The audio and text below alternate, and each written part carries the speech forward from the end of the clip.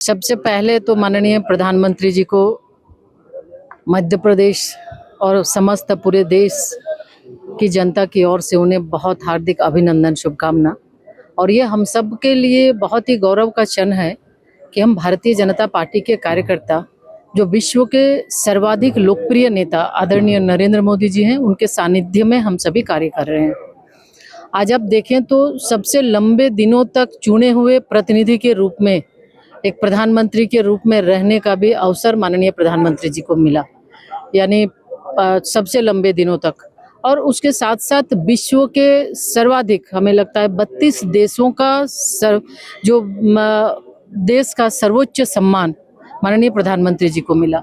उनके नेतृत्व में हम सब काम कर रहे हैं और निश्चित रूप से ये 12 वर्ष बेमिसाल है। 12 वर्षों के अंतर्गत 4 आयाम को लेके उन्होंने, जो सबका साथ सबका विकास है, उस मंत्र के साथ महिला, युवा, गरीब और किसान, इन 4 आयामों को लेकर उन्होंने काम किया। और हर एक क्षेत्र में किसानों के लिए भी, किसान की आय दुगुनी हो, किसान स्वस्थ, किसान बिल्कुल सक्षम भारत में, आत्मनिर्भर भारत में अपनी महत्वपूर्ण भूमिका निभा सके। उसी तरह महिलाओं के लिए भी महिला शक्ति वंदन से लेकर लखपति दीदी, ड्रोन दीदी और शिक्षा के क्षेत्र में भी काफ़ी उनके माध्यम से सहयोग मिला। तो आज हमारी महिलाएं आत्मनिर्भर भारत में अपना योगदान दे रही हैं। आज ड्रोन पायलट के रूप में काम कर रही हैं, तो स्टेम के क्षेत्र में भी हमारी बेटियां अव्वल हैं।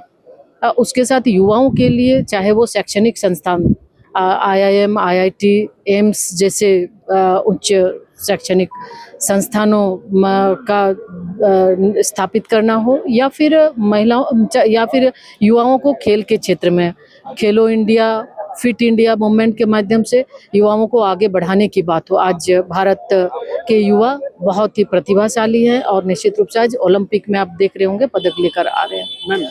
तो अलग अलग क्षेत्रों में काम करना, उनके लिए योजना बनाना, युवाओं से संवाद कर आज के युवा क्या चाहते हैं, विकसित भारत में उनकी क्या भूमिका होनी चाहिए और वो कैसा देश देखना चाहते हैं, तो उनसे भी संवाद कर उनके द्वारा बनाए गए उस नीति को भी बजट में शामिल करने का भी काम माननीय प्रधानमंत्री जी करते हैं। लाडली बहन योजना है मध्य प्रदेश की, ऐसे अन्य राज्यों में कई सारी स्कीम्स चल रही है। आने वाले समय में ये महिला सशक्तिकरण को लेकर कितना महत्वपूर्ण है और महिलाएं कितनी सशक्त होंगी? देखिए, आप जानते हैं, जब महिलाओं के पास अगर पैसा आता है तो उस पैसे का सदुपयोग होता है। यानी या तो बच्चों की पढ़ाई पे वो खर्च करती हैं, बच्चों के पोषण पे खर्च करती हैं, या स्वास्थ्य पे खर्च करती हैं।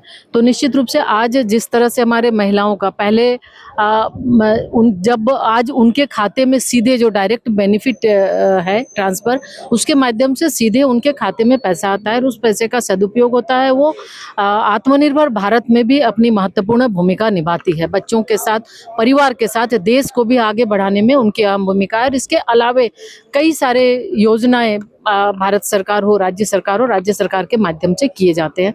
तो ये बहुत ही महत्वाकांक्षी योजनाएं हैं, जिससे हम बच्चों के पोषण का, महिलाओं को सशक्त बनाने के लिए, आत्मनिर्भर बनाने के लिए, और बेटियों को अच्छी शिक्षा उन्हें मिल सके, गुणवत्तायुक्त शिक्षा मिल सके, इसके लिए हम काम करते हैं। तो निश्चित रूप से महत्वाकांक्षी कार्यक्रम है और भारत सरकार माननीय प्रधानमंत्री जी के मार्गदर्शन में मध्य प्रदेश सरकार भी काम कर रही है और मध्य प्रदेश दिनों दिन आगे बढ़ रहा है।